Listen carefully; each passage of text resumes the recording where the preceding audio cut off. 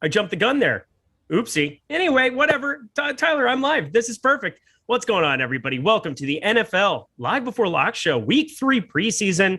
We've got a nice 4-gamer on tap here for tonight. As you're getting in here, hit that like button, hit the subscribe button, hit the notification bell. That all goes a long way for us. We are presented today by Prize Picks. Absolutely love them. We'll get to them a little bit later in the show, but I got to introduce the guy. He is our preseason god over here at Awesemo. He takes care of everything and everyone that has to do with the preseason football. The pigskin that's coming up here next week. Oh, man, it's coming. But we still got these preseason games. Matt Gajewski, how you doing, my dude? I'm doing great, man. How are you? I'm frantic. I'm running around here a little bit, getting all the things done, but I'm ready to rock. How about yourself? I'm doing good, man. I'm excited for week 3. We had roster cut down, so it should be a little bit of an easier evaluation for us. Yeah, we don't have 85 players on each team or whatever the number. I'm just throwing out a number. You were right last week. It's 80 now. Okay, I did get it right last week. Whatever. It's what we're at now. 80 is the number. I'm ready to rock with it. I think this is a really, really fun slate. I will say it's not fun when you're trying to build baseball lineups going back and forth. I am here to focus purely on football. That's what you're here to talk about. So let's get to it. We get to go a little game by game, and I'm excited for that because we're going to get to see some starters in some spots. I think we do have some clarity about other places on which teams we're going to be focused on. But right off the bat, let's start with the Indianapolis game. The Colts going up against the Lions, -1 favorite for Indianapolis, excuse me. The Lions here, 33.5 total points for this one, the lowest total that exists on the board. What are we looking at from the quarterback position to start things off here? Yeah, the total's so low because we don't have any good quarterbacks playing in these games. Both teams, well, obviously the Colts are resting their starter Carson Wentz. He did return to practice this week, but they're going to be starting Eason.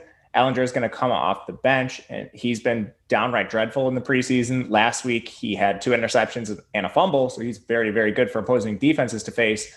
And then on the other side, we're not going to see Goff. The Lions waive Tiamu, so the quarterback there is going to be David Blau to start. He's actually quietly played a little better than Tim Boyle through the preseason, and Tim Boyle's going to come off the bench. So 2 quarterbacks on each side. Those are just lovely names to hear.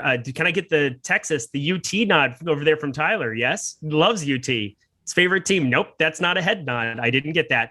So yeah, Sam Ehlinger, he's going to be a guy that I'm going to be clicking a lot on. He has the rushing upside that exists that we saw. He was basically a dual threat quarterback in college. Correct me if I'm wrong about such things. Well, okay, see, Tyler, you can't do that. We're on a live stream trying to be professional. Can't have you being mean to me, but I suppose I probably can. From the running back position here, obviously, Jonathan Taylor is the guy that you're looking at from a year-long perspective. But what are we doing with the Colts here in this spot? Says that he didn't. Yeah, so he didn't play anything on Saturday last week. Are we going to see him at all this week? And is he somewhat viable at all? No, the quote from the coaching staff is that most starters won't play. So with Taylor not playing yet in the preseason, I don't think we'll see him here. This backfield is going to be a little bit of a headache. I don't think Nyheim Hines plays, but then you still have 4 rushers. And there are just a lot of other teams that have fewer backs in their backfields tonight. So I don't think playing any of them is going to be the best path to victory outside of huge GPPs. And then maybe in that situation, you look at a guy like Benny LeMay, who was their leading rusher last week, but it's probably not a situation I'm trying to get to. Okay, probably going to be there with you on the Detroit side. No Swift, I believe, tonight. It looks like they're saying that he's possibly going to be out for week 1, so that's not ideal for them. Jamal Williams, we know, coming from the Packers for this season, but probably not going to be something that I'm playing a lot tonight. Who should I be looking at, if anybody, from this backfield? Yeah, so the Lions, they came right out and said they're not going to play any starters. And I imagine that will extend to timeshare players like Jamal Williams. That backfield's going to be split. So I think you could call DeAndre Swift and Jamal Williams co-starters. Neither should play. Jamar Jefferson, he's quietly kind of losing this camp battle to Craig Reynolds. They actually spent a draft pick on Jamar Jefferson, but Craig Reynolds is the guy that's played well for this team. I think it's kind of between him and Godwin Igweike for the final running back spot. But it's similar to Indianapolis, where you have 4 rushers on the field. We can just find more narrow backfields to target. So I think in GPPs, maybe take a flyer on Craig Reynolds, who's been pretty efficient.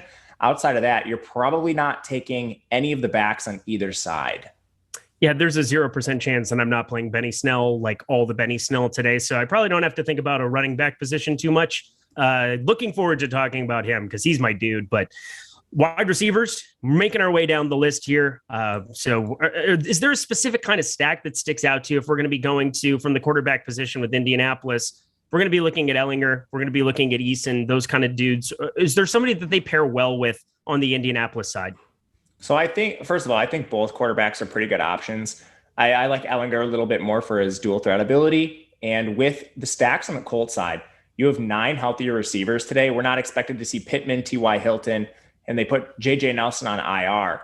The 2 players they've used a ton of this preseason are Desmond Patman and Michael Strachan. Strachan went to South Dakota State, but he had over 1,000 yards receiving in his final 2 seasons. 2020 was canceled because of the pandemic, but he's a bigger bodied athlete. And then Desmond Patman, he played his college ball at Washington State, so he really benefited from that pass-happy offense.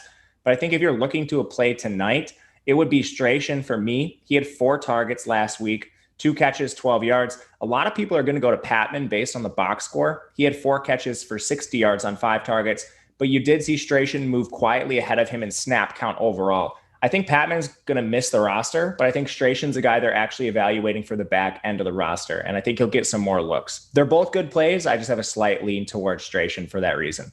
South Dakota State Jackrabbits. You can talk me into anybody from that side. That's my homeland. That is a football team. They've had some dudes come out of there for sure. I mean, does anybody? Yeah, I don't even need to go down that rabbit hole. What I want to say is check out Betting You, because of course we have college football this weekend. Do we not? Oh, we do. We do. Let's go. We now see Tyler's in a good mood now. Check out Betting You. That is the podcast that Matt Gajewski here is doing on Wednesdays with one Ben Rasa. I do all the golf shows with him. Absolutely love that dude. Them together, it's just an absolute blast to hear, to kind of pick their brains, hear what they have to say about the upcoming college football season. They're going to be talking through all the betting lines for the given weeks, DFS stuff. Check out that podcast. It's a really good listen. So head over to Spotify, Apple, wherever you get your podcast from, and make sure you click subscribe and give them a listen. You will not be disappointed. All right. And on the other side of this one, from the wide receiver perspective, Detroit, tons of dudes kind of looking at this situation. It's just like a ridiculous number of dudes for Detroit here, and none of them are any good. Is there somebody that might stick out for you that we can take a shot on? Yeah, I think there is. Detroit, they quietly are pretty narrow. They have 9 receivers as well, so it's the same as Indianapolis. Right. But similar thing here. 9 receivers isn't great, but you can see they're evaluating a couple guys in the back half of the roster. So right now, Tyrell Williams, Khalif Raymond, and Brashad Perriman aren't likely to play. Perriman was limited in practice, and he's quietly lost his spot on the depth chart. So make sure he's active tonight before you move forward with him in your lineup. But the guys battling for a roster spot are going to be Tom Kennedy and Geronimo Allison. Tom Kennedy has been excellent in the preseason so far, and he's this guy that's battling for the back half of the roster spot. He's now played 36 and 42 snaps in back-to-back weeks, led the team in receiving in both of those contests, and he should be a good bet to lead the team in snaps again as far as receivers go. So I think Tom Kennedy would be the top guy, followed by Geronimo Allison after that. But I just saw some news break on Twitter. We lost the New Orleans Arizona preseason game. I believe that one's tomorrow. Like the Hurricanes. Right, that is tomorrow. Yeah, the Hurricanes canceling things left and right. Good times. I love it. This is fun. We're all having fun. Somebody just said the last time that I watched college football was Willis McGahee. That was a great reference. I remember Miami. Isn't he the guy who tore his ACL in the end, in the championship game? He had maybe the worst knee injury I've ever seen in my life. Okay. Outside of like Mackenzie Milton. Like, I don't know if there's a worse injury to look at. Yeah, it was pretty awful. Ohio State, I believe, if I'm thinking about that correctly. So yes, maybe that was the last college football game that I watched. That's not true, because I watch it every single Saturday. F off, people. Here we are. We're back. Minecraft 82. You actually can take a timeout. I don't want to think about you for 5 minutes. All right. Moving along defensively, this is the lowest total here on the game. 33.5 points. Is there one defense we should be prioritizing over the other out of the 8 teams that we have to choose from today? I actually like the Jets a little bit. I think you're going to see a lot of turnovers from Ellinger. Easton's been a little bit better, but you definitely have that upside anytime Ellinger's in the game. So the Jets, I think, are pretty decent defense.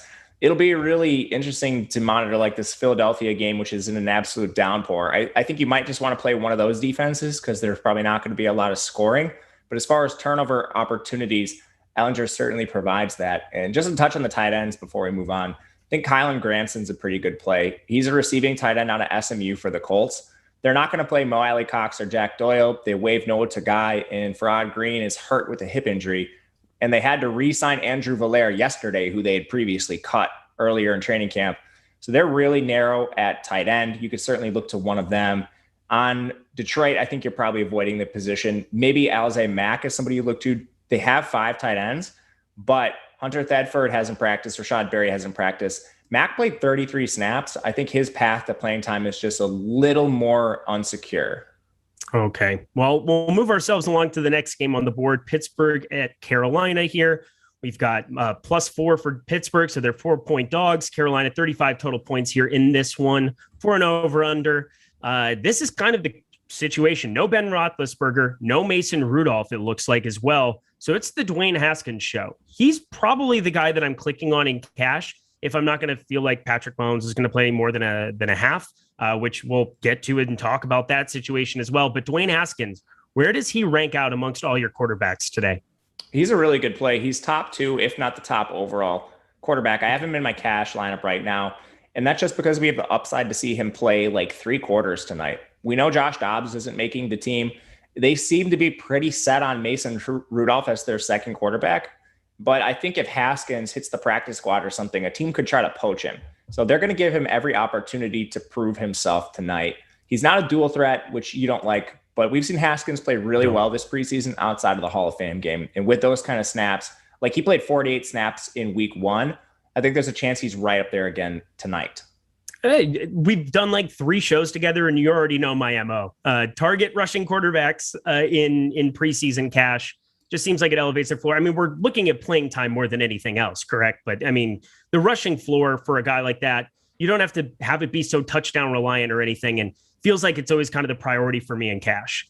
Yeah, I agree. I'm going to be playing Haskins in cash unless something changes, I think.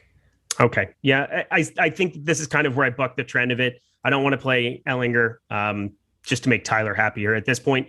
Moving along to the other parts of the team, we've got Benny Snell. I had alluded to him being my favorite running back play. There's been some coach speak over on the old Twitter machine. You never know with coach speak, but Tomlin, I know in your article you had cited the looked at possibly getting 10 to 15 carries, or 15 carries, I guess was the number. They have other healthy backs, but Benny Snell is the guy we haven't really seen. So I'm thinking he probably gets most of the work. How about you?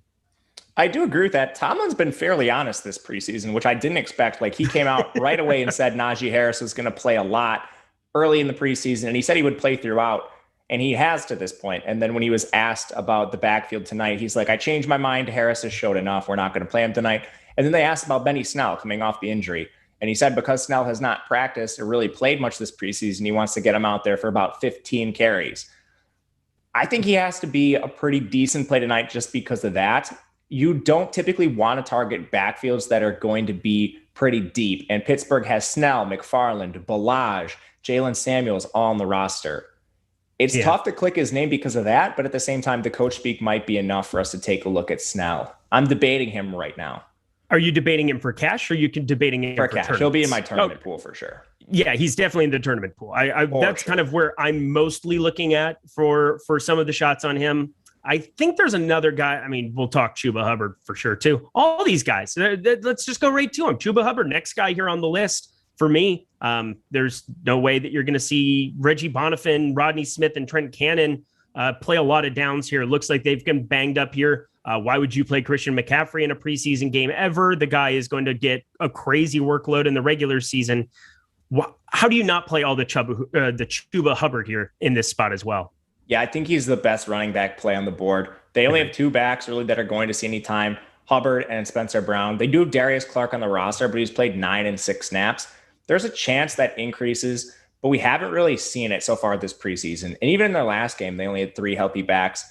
Chuba led them with 21. Spencer Brown came in second with 17, and then Darius Clark was third with just 6. Now, it was a pretty inefficient outing for Carolina. If they're able to keep any sort of drives moving, you'll see more snaps from some of these players. So Hubbard, I think, is great. Not to mention the starters are going to play. And they've been saying that Darnold is going to get a half.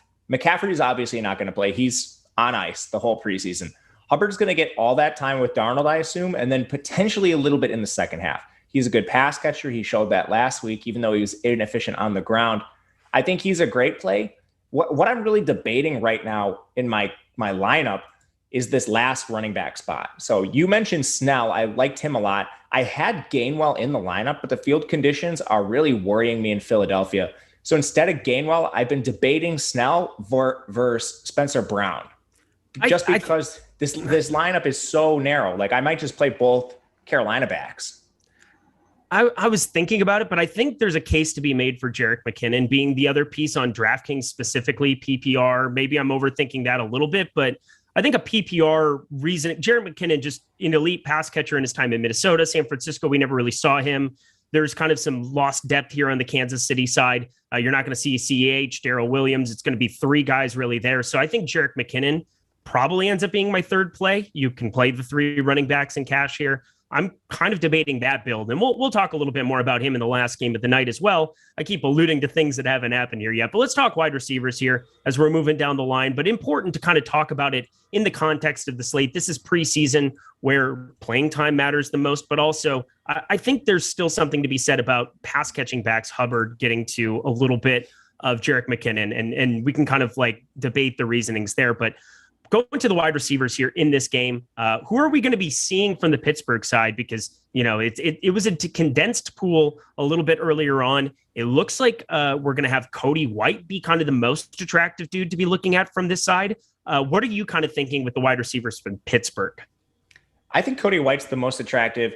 It's really tough to look at their snap counts last week and take much from it because they played their starters. So you had Johnson play 33 snaps, Juju played 41, and James Washington's clearly the wide receiver 4. He filled in for an injured Chase Claypool and played 43.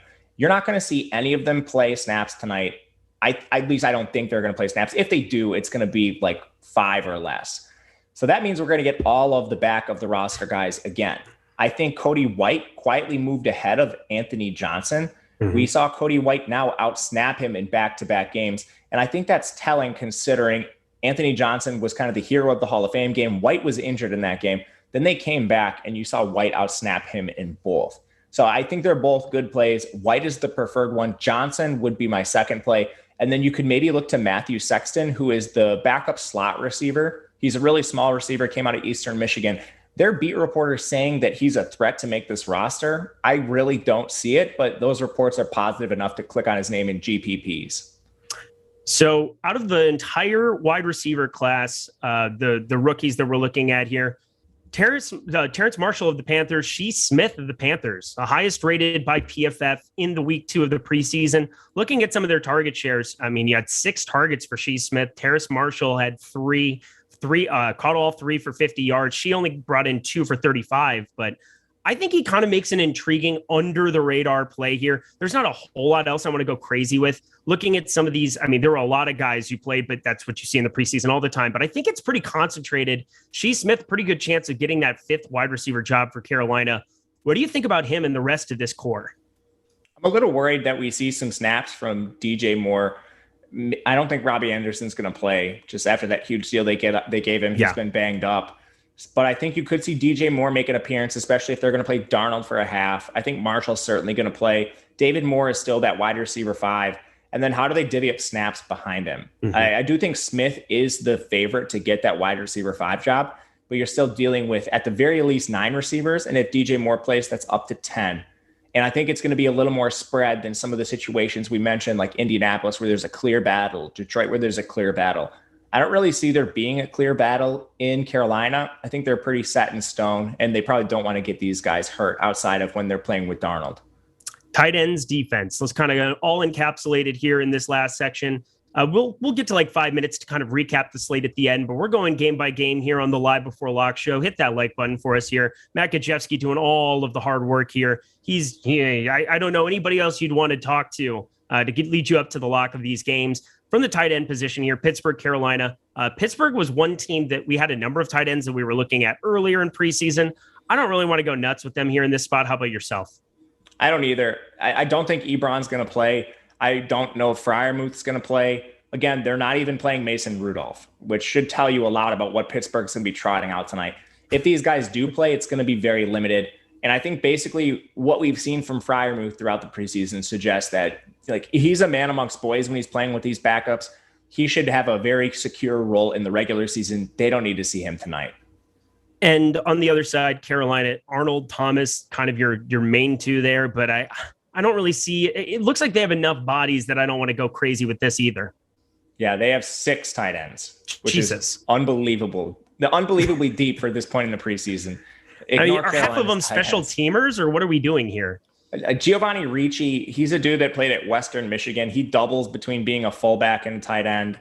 Like, they have a couple tight ends on the roster that do that. Tommy Tremble plays that position, and he's going to be on the roster for that position. But Giovanni Ricci is like the backup version of that for your preseason action. Steven Sullivan's like a receiving tight end from LSU. He's like your backup Dan Arnold. These guys aren't going to make the roster. Oh, good times. That's sad. It's always sad when you're talking to about people's livelihoods, and it's like, oh well, he's going to get cut. Sorry about it. Now I feel bad. Yeah, you should. You're a bad person. All right. Looking at the defenses here, Pittsburgh, Carolina. Which one do you kind of prioritize here? For me, I have always interest in the Steelers defense. You still have the same schemes. You still have the same coaching staff. You don't have the same players. You might get a half out of some of these guys, but Steelers always viable, I think, tournament-wise for any slate from now until eternity on the defensive side of the ball. A little worried about them facing Darnold. I don't think Darnold's a fantastic quarterback by any means, but he's one of the better ones that'll be playing tonight. Okay. Conversely, you have Carolina facing Dwayne Haskins, who I actually think Dwayne Haskins is pretty good, but you're going to get some Josh Dobbs in there too. I think these are 2 middling defensive plays. They're not 2 that I want to be super overweight on. That is fair. All righty, we got 2 games down, 2 to go here. I'm going to repeat it one more time. Hit that like button. If you guys like what we're doing here in the preseason, we're doing all these shows for you, trying to give you the best content we possibly can. And one of the reasons we're able to do that is our partnership here with Prize Picks. They offer daily prop-based games, and they want to help you out with the deposit bonus right now. You don't have to deal with sharks, optimizers, mass entries, all that ridiculousness. All you do is go to Prize Picks, pick 2, 3, 4, or 5 players available on the board to go either over or under their projected scores. If you get all 5 players right, you can net up to 10x of your entry fee. Prize Picks offers games not just in the NFL, but they'll have MLB stuff tonight as well. NBA, WNBA, obviously the WNBA in full swing here as well, and esports. So much esports action over there. Really fun and enjoyable stuff to try out. I believe you're a CSGO nut, correct? I don't play any CSGO. Oh, I thought you played CSGO for some reason. Why am I thinking of that? I mean, I did play CSGO and League of Legends during the pandemic, but okay. Well, my life has gotten too busy with preseason and college football. Good times. And that's why you should be listening to this guy, because he knows more than anybody else, because that's all he does here at Awesemo. He's literally going crazy with that. And then when college basketball comes around, pretty sharp at that too. But either way, go to the App Store, go to Google Play, download, make those plays here tonight. I am logging into my account right now so we can go through at least a couple of the players that we've already covered here. But check out all those lines. In the preseason, there are some number of edges that we've been able to get just by kind of utilizing where we're going. I'm going to go to the NFL preseason. Here we are. A couple of the guys we've talked about. We talked about Benny Snell being somebody to utilize. Chuba Hubbard, 35.5 rushing yards. What do you have him projected at, considering he's your number 1 running back on the board tonight? He projects just over 70 rushing yards. He's a phenomenal play. That's phenomenal. So we're going to hit the over on Chuba Hubbard. I'm including him in my plays here as we're going along. Kalen Ballage, Pittsburgh, 22.5 rushing yards. The one I'm looking at here, Jerick McKinnon, not a notable rusher, 24.5 rushing yards for him. What's your total for him on the night? My total for Jerick McKinnon was a little bit lower. I don't have it in front of me. He was around 40. Okay, so 40, but that's still 24.5. There's a number of buffer there. It looks like a couple of these number 1 running backs, you play the over on a couple of those, and you've already got a pretty positive EV lineup here. I'm going to say that those are some of my favorite ways to go about it. Sometimes with these passing yards numbers, Jacob Eason, 123.5. I think that's about efficient for what we're looking at there. Sam Ellinger, 89.5. Some of those are a little bit more difficult, but the rushing ones, they tend to be very easy overs or very easy unders. Go check out Prize Picks. Use promo code Awesemo to take advantage of everything that we have going over there for a $100 instant deposit match bonus right now. So check out all of those. And thank you so much to Prize Picks for their sponsorship. Absolutely love playing over there. And I think you will too. All right, we've got 2 games to get to. Next one on the board, Philadelphia. It's a monsoon. It's crazy. We don't even know if this game is going to play. Have you looked at Twitter? Have you seen anything that kind of makes it question whether or not this Jets game is even going to go? Their beat reporter said that he didn't see how it was going to be played, but then I looked at the weather forecast. It's not that bad. It's supposed to stop raining. The concern looked like they had these like bubbles pooling up under the turf, but they've since subsided. I think they're going to play. I'm not real confident in it, but I think just watch Twitter. I think the main thing to focus on in this game is how does this wet, sloppy turf affect playing time? On the Jets side, they had said previously during the week that the starters weren't going to play more than a half. I would now err on the lesser side of that with a guy like Zach Wilson. Like, why would you just play him on a field that's definitely not going to be up to par? And Philadelphia is not going to play their starters anyway, so there's not much to realize. But even down with a guy like Kenny Gainwell, like they drafted him on day 3 this year. How much do they want to get him out there on just terrible field conditions? It's kind of leading me away from the game overall. It's kind of leaning me to want to go the other direction and play more guys because I think you do get it so condensed. I feel like if you're an NFL coach, and I'm just thinking about this out loud, wouldn't you just want to put out your dudes that you feel like you're going to cut already or that aren't going to be, any kind of value when it comes to this? I feel like they could see exponentially more run than they were before, where you might give the starters a quarter or 2. Yeah, you could definitely see that. I think there will be condensed opportunity in some spots.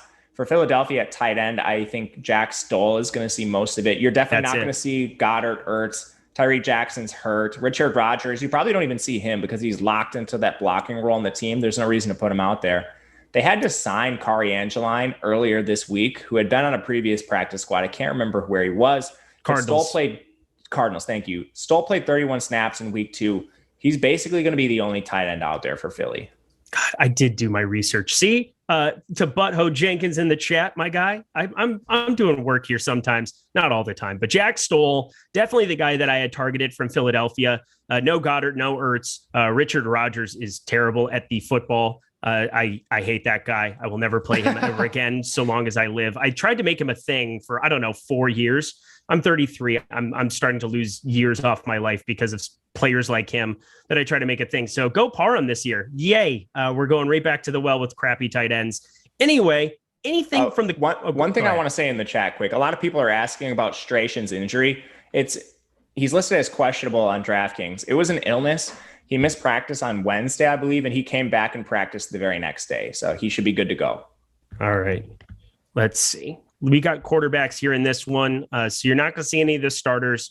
Is there anybody that we can possibly take a shot on here from the quarterback position? Not my favorite thing to do in this kind of a crappy game. I'd rather take shots on other players, but how about yourself? I'm the same as you. I thought Nick Mullins was going to be in play for a little bit here because he does have some scrambling ability. He's not like a dual threat, but I think he'll play most of the game. Flacco, he's locked in as their backup. It's just going to be, does Philadelphia actually throw the ball much now? And I think they'll throw a little bit, but again, I think Mullins, out of the quarterbacks we have on this slate where they're condensed to 2 in an offense, he's on the bottom end of this. So I would rather play like Ellinger. I would rather play Haskins. I would probably rather play David Blau. He's going to be playing a half, and I mean, the conditions are at least going to be better for him there. So Mullins is kind of in GPP consideration, but he's on the back end of it. All right. Well, let's talk about the one guy that I know I'm going to have some kind of I'm going to have some interest in this dude quite a bit, and especially in GPPs. But Kenny Gainwell, you're not looking at a very deep backfield here for the Eagles, and this is the guy that I'm specifically trying to target. If I'm trying to get different at running back and play a little bit less Hubbard, Snell in tournaments, I'm definitely going to have them in cash. Don't get me wrong, but I'm looking at trying to get a little bit different, playing more McKinnon, playing a little bit more of Gainwell here in this spot. I just see them basically trying to run the ball in this kind of crappy weather. I don't see a whole lot that I want to go crazy with that's going to be like deep targets or, somebody that's going to go off and pop off a big play over the top. But some of these running backs seem a little bit sneaky to me. What do you think about Kenny Gainwell in this spot? I loved Gainwell before we came into this day with weather concerns. And now we have a bunch of running backs on the roster. So it's not just Gainwell, but they're going to go out there with probably Boston Scott a little bit. He might not play due to weather, Jordan Howard, and Elijah Holyfield. So you have at least 4 probably 3 backs that they're going to use a decent amount. Because they drafted Gainwell, I do think he's a lock to make the roster. How much do they want him out there?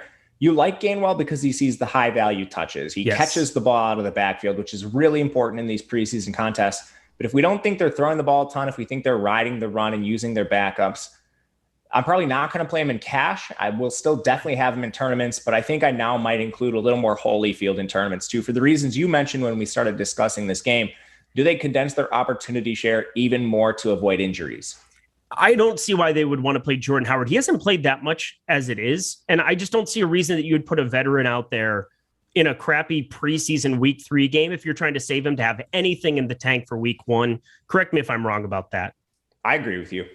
Okay, that's the narrative I'm trying to draw for myself for this game. He's a veteran. He's been with the team before. They don't need to see Jordan Howard. Yeah, makes no sense that you would need to put him out there in these kind of conditions. So I'm definitely not going to be rostering him whatsoever. So enjoy as he goes out and plays 1 snap and pops off an 80-yard run for a touchdown. That is like bound to happen here now, but I'm just going to have 0 of him. I'm going to have 0 of the Miles Sanders. Jason Huntley is probably not going to be playing. I just think it's pretty condensed. And so I think Holyfield is actually not too bad of a call here as well. I'm going to add him into my pool here as we're finishing everything out. But Kenny Gainwell was kind of the guy that I had circled where that's the GPP guy that I want to be just much, much higher on the field too, especially if people are worried about the weather concerns. I'm willing to embrace that risk in something like the $12 for sure. Let's go to wide receivers here in this game. Is there anything that sticks out for you? Feels like a stay away spot for me because of the weather. That's the one side of the ball that I'm just not super enthusiastic about. And Philadelphia has 10 receivers on their roster. That doesn't help. New York's not far behind him. I mean, New York has 9. So we can find condensed receiving opportunities elsewhere, like Indianapolis, Detroit, I think are better. I think you could go to maybe, like Pittsburgh. I think they'll only have 8. So there's other situations I would prefer. And with these teams, there's not a ton of like camp battles on the back end of the rosters either. The Jets have spread their snaps pretty even across the board throughout the preseason so far. The Eagles have played some players at times. Like last week, we saw them play almost 30 snaps for their starters. Like Flacco had 30 and Rager had 22, Devontae Smith had 26, Quez Watkins had 30. He's now running with a 1, so I wouldn't play him tonight. I do think the back of the roster guys like John Hightower, Fulgham, and J.J. Arcega-Whiteside play more tonight, but I think it'll still be pretty spread between them. Okay. And then defensively, of course, if it's going to be sloppy, if it's going to be gross, if it's going to be terrible, you got to have some interest in some of these defenses because weird things happen when it gets wet. Weird things happen with bad turf conditions. We've seen that time and time again in a lot of these East Coast games as it gets into the wintertime. This is a little different than that, but how do you feel about defenses in this spot? I think it's pretty good to target the Jets. I mean, they're going to go against Flacco and Mullins all night. On the other side, I'm not sure I'm targeting the Jets defense because they will face, I'm not sure I'm going to target Philly's defense because they will face Zach Wilson in some capacity. Sorry, I mixed those teams up there. But yeah. Zach Wilson, obviously the clear starter. He's the best quarterback that's going to play in this game. I'd try to avoid him and then take advantage of the team in New York who is facing the bad quarterback play. Sorry, I mixed that up. No, you're okay. You're forgiven. I will never talk to you again until I talk to you in this next segment for sure. Minnesota and KC, we're going to round that one out to finish it all up. We'll have some time for questions at the very end of this thing as well. If you guys want to stick around for the NFL DFS season, though, and I'm assuming if you're here watching preseason videos, there's a good chance you're going to be playing on week 1. Check out our early bird Awesemo Plus NFL annual pass right now for 25% off with the promo code BLITZ in honor of Blitz over there in the chat. What's up, my lady? That's a full season's worth of Awesemo Plus player projections, ownership projections, top stacks, premium Slack, so many other things that are going on here at Awesemo. So many tools that can continually get added into the fray. They're getting updated constantly, getting you ready for week 1. And as an added bonus, this includes the projections and updated depth charts for tonight, for this weekend, for the final preseason games. Use promo code BLITZ for 25% off Awesemo Plus NFL Annual. Just click the pinned tweet in YouTube chat. We're going to have lovely producer Tyler over there, the best producer in the game, named Tyler, or the link in the description of this video to activate it. Good times. And I'm just saying, I joined Awesemo because of our NFL product, and it's just only taken off. I mean, our NBA product's incredible, but I'm telling you, the stuff that Matt Gajewski's over here is doing, the stuff Steve Buzzard, Alex Baker, everybody's doing behind the paywall, those are the kind of things that are going to give you an edge come week 1. Definitely be checking it out. Last game of the night here, my Minnesota Vikings. It's sad that I'm just glad that they're playing them in the preseason this year as opposed to the regular season. That didn't go well last year, but either way, Minnesota in this game, a little bit of a dog, 4.5-point dog. Kansas City, 38 total points in this one. So we're expecting some points. Part of that is because there's coach speak. And again, Andy Reid, liar, pants on fire. Definitely going to be playing Patrick Mahomes more or less than a half tonight, do you think? My guess is less. Do I feel confident about it? No. In preseason week 1, he said Mahomes would get a quarter. He played 4 snaps along with the starters.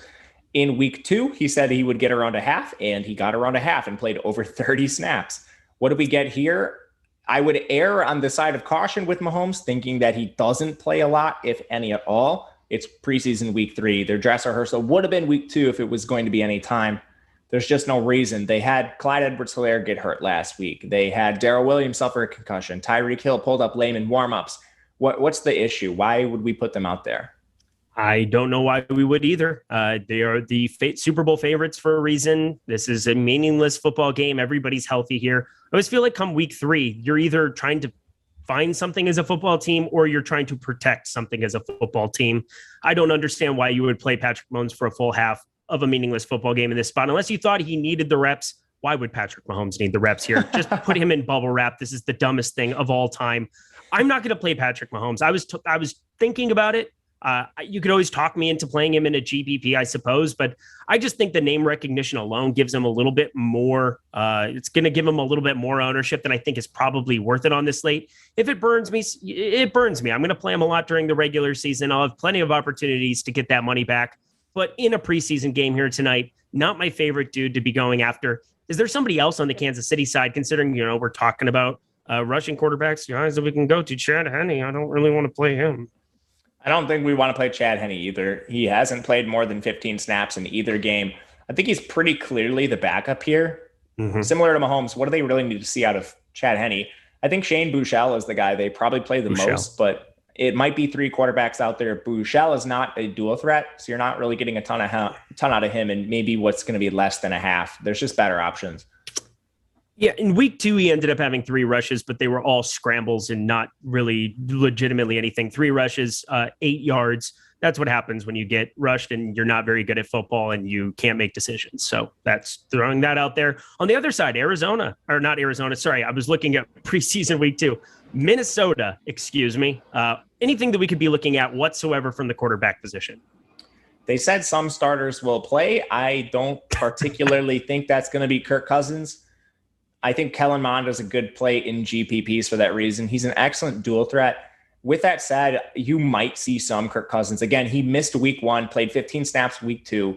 If Kellen Mond ends up playing a half, he's going to be right in that tier with Sam Ehlinger and some of the other dual threats we mentioned. In preseason week 1, they had Kellen Mond out there for 46 snaps. They drafted this guy pretty early. He's a day 2 pick coming out of Texas A&M, 4-year starter. He's somebody that we should be looking at for sure in tournaments, mainly because of his dual threat ability. Okay. And now let's go to the running back position here. My guy that I had kind of put my neck out for a little bit earlier, I think I'm going to be playing an uncomfortable amount of Jerick McKinnon. We saw him only get 3 rushing attempts for 4 yards in the last preseason game.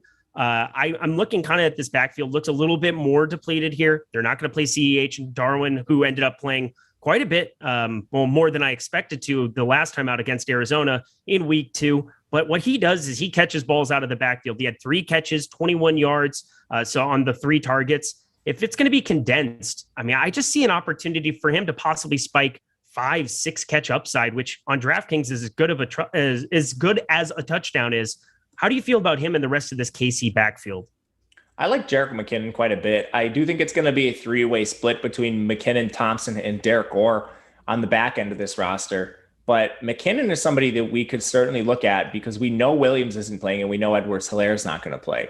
Like you mentioned, I think the pass catching upside is there for McKinnon and Darwin Thompson, but I think McKinnon's going to be a little bit better at it. If we just look at last week, what McKinnon did, he caught 3 passes for 21 yards. You may have mentioned that, which is, that's a huge floor.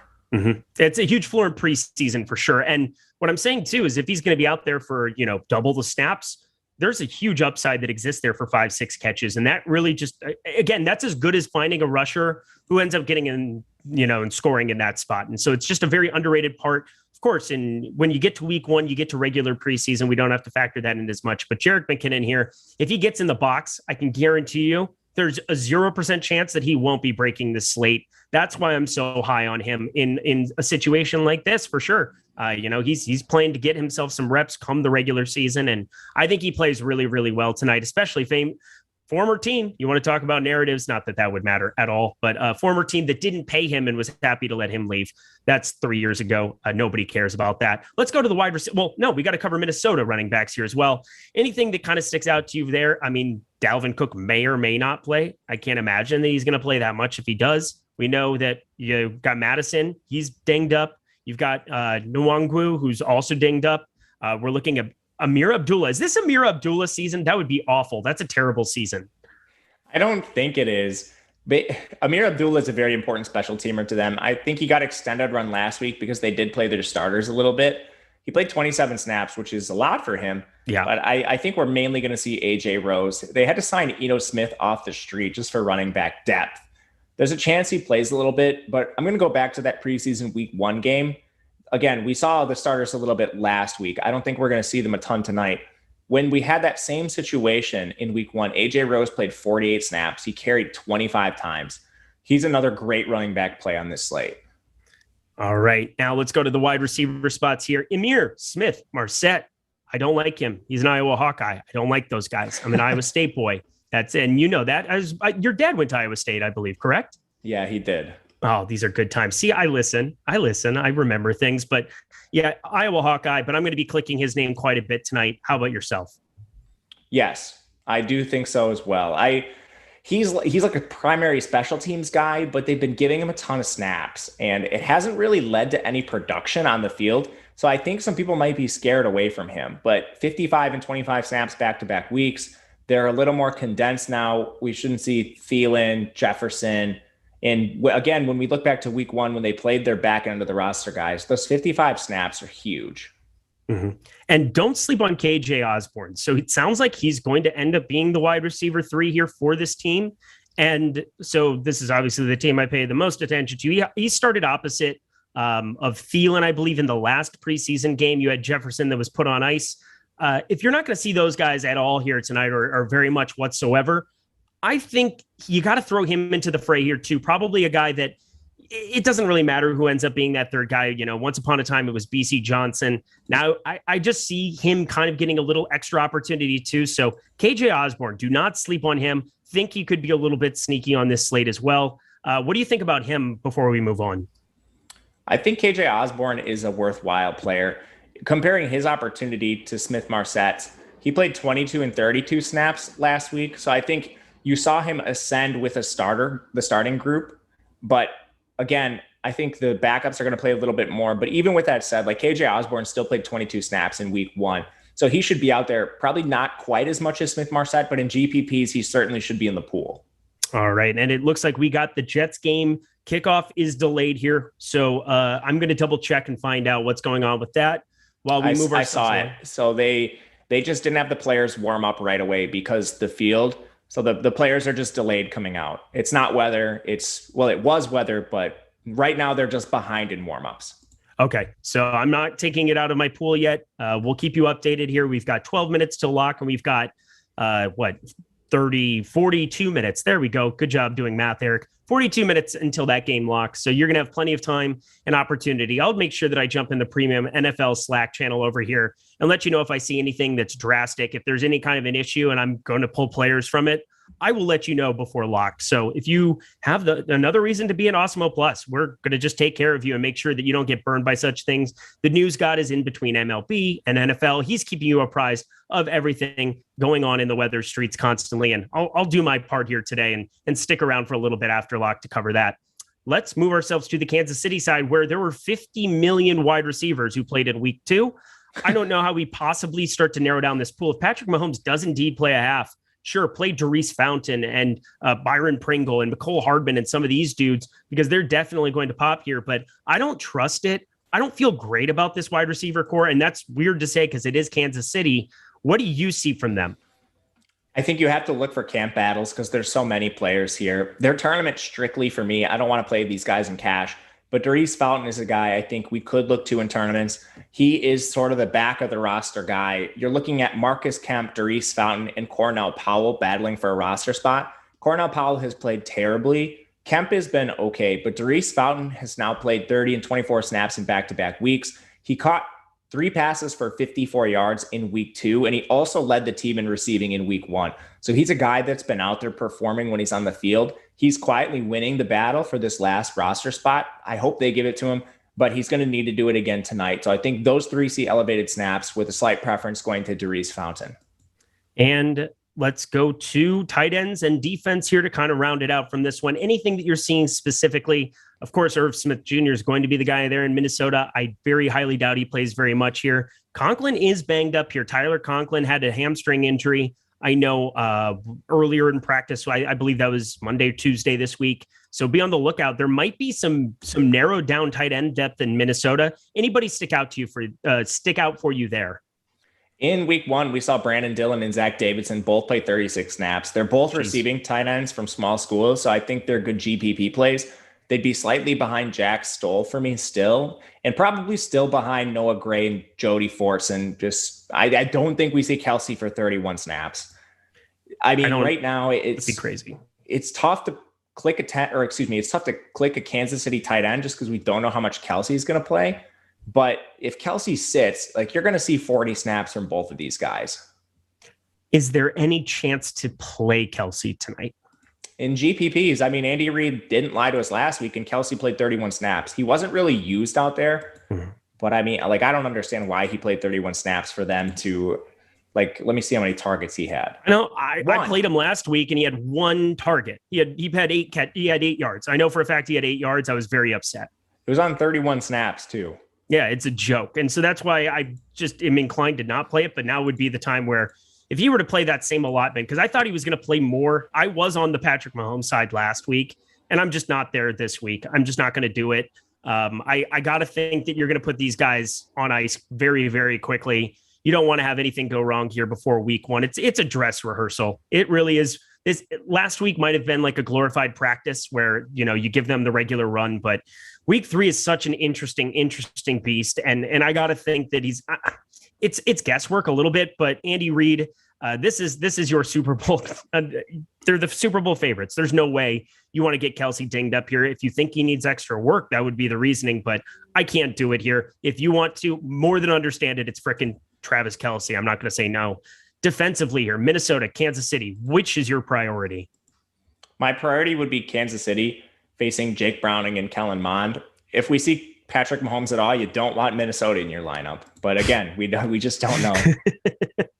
Yay, I love it so much. All right, we got 8 minutes. Get some questions on here. I think we already had some pretty good ones. I was keeping track of them as we were going down the line. Favorite tight end play of the slate? I think this is an important one.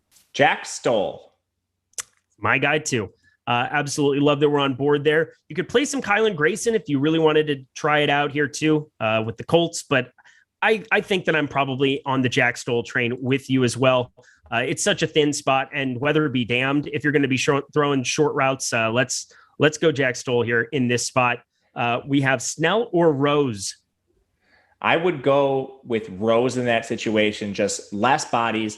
I like Snell a lot. If he sees 50 carries, you should certainly consider him too. Rose, I just think, is the clear path to playing time. All right. Hardman or Pringle? I'm not going to be playing either tonight, which feels awful. I would go with Pringle. I wouldn't want to play either myself. They have to be GPPs. God, we are actually in sync on this slate, which is great. This is going to go so well for us. Can I play Eagles running backs versus Jets defense, or can I roster both of them, I guess is the question. Yeah, absolutely. Negative correlation is not as impactful in preseason. Not even a thing. And plus, we love embracing some of this weather garbage. It is good times. Clicking Jets defense a lot. It's a strange feeling. And man, do I have a lot of Jack Stoll. This is not going to go. I got to probably lower this a little bit here in the last 6 minutes. Not playing much. McColl's still sneaky. Yeah. Who is the top wide receiver for you of the day? We've talked about a lot of them, but I guess we haven't given them for cash today. I've got Cody White as one of my guys that I'll give them. Do you have somebody else in mind? I love Cody White. With Claypool and Washington playing, I would probably bump him down a little bit and look to a guy like Amir Smith-Marset. but I still really like Cody White too. That just adds one more receiver than we were expecting into the mix. But again, we're not expecting them to play a ton, but we do know Smith Marset is going to be running a ton of routes out there. Yep. All righty. Let's see. Somebody else had something that we had for a question. Firemuth. Yeah, he's the tight end. Or Gray. Yeah, definitely going to be Gray for me too. Who will be the lowest owned defensive special teams on FanDuel? I guess, it would be kind of the same for every site because defense is irrelevant. There's no salaries. So defensively, who do you think is going to be the highest owned defense? The highest owned defense, I think, is probably Kansas City. I think it should be the Jets, but I do think Kansas City comes in as the highest owned. So a little bit of leverage there. Jets are my favorite defense. Same here. Good times. Let's go to, what do we got here? Favorite QB play for the day? My favorite QB is Dwayne Haskins. And then give us the GPP special that nobody else is going to click on, not named Sam Ellinger, so that we don't kill Tyler. For quarterbacks, we're talking? Yes. So I think a couple of decent guys you could look to. You could look to a pivot right in that offense with Jacob Eason, but my favorite GPP option, strictly GPP, is going to be Kellen Mond because of his rushing upside. We don't know how much Kirk Cousins we see, if any at all. Say Kirk Cousins plays like 10 snaps or less. That immediately puts Mond in the Sam Ellinger tier, and people aren't going to click his name as much just because of the presence potentially of Cousins. All right. We got Tall to God in the premium Slack. He said, is Kelsey good for DK GPP? Yeah, you could probably do it. I'm not going to. I think I'm just a little bit lower on that entire team. Name recognition is a thing, even in the preseason. Let's see what else we got from people in the Slack here. Best wide receiver play. 3 people in a row. Best wide receiver play. I think we gave you a couple there already. Let's throw one more deep GPP one in there. If you are trying to play a Chief, Doris Fountain, I'll give you him. He's my favorite Chief. I like Amir Smith-Marset as my favorite wide receiver play, just slightly ahead of the Steelers guys. I am also going to try to play a Colt. It's going to be Michael Strachan for me. Someone corrected me on his name pronunciation, but I can't remember what I was supposed to say. But he's now he caught 3 passes last week for 57 yards. And then, it won't matter because he's going to get cut. It doesn't matter. You're never going to have to say his name correct again. The 57 yards was in week 1. He went 2 of 4 targets for 12 yards last week, but still ran a ton of routes, played on 39 snaps. I think he's another very good option if you're looking for cash receivers. Oh, this is a gross question, but I'm going to read it anyway. Wide receiver to pair with Dobbs for a GPP. I don't want to play Dobbs. Holy moly. I would go with Cody White. Yeah, I don't want to play Dobbs. I just saw that Dobbs, the question was great, but just seeing Dobbs' name on this slate, that is a deep GPP play. I guess this is what happens when it's the first preseason game of the year and Dobbs plays well. He ends up breaking the slate there at the end. But Strawn, okay, so Scott's in the chat telling me this is Strawn. Thanks, Scott. But on your Dobbs, 3 years ago preseason, Eric, I don't know if you were playing preseason DFS back then. Do you remember the week Josh Dobbs was going to play the entire game? I can't remember their real backup at the time, but Roethlisberger was out. It was Dobbs. He was going to get the whole game. I locked him, played him everywhere, and he ended up throwing for like 20 yards in an entire preseason game. Yep, I remember they handed the ball off 40 million times to, I think it was Benny Snell. I think that was the worst day of preseason DFS I've ever had in my entire life. I'm not sure I won a cent. Sometimes, man, again, you can do all the things right and lose. Welcome to DFS. You can do everything right and you can still lose. Good times. Which Jets running backs do you recommend here? 2 minutes. We're going to just rapid fire. Man, if I'm going to the Jets, I wouldn't recommend this, first of all. But if I'm playing a Jets running back, it's probably Ty Johnson. They didn't play Josh Adams at all in the first 2 games. La'Mical Pirines hurt with a foot injury. Maybe they play Adams more, but again, he's 2 snaps so far in the preseason. I don't want to play a Jets runner, but it's probably Ty Johnson. All right. How about Granson instead of Kelsey?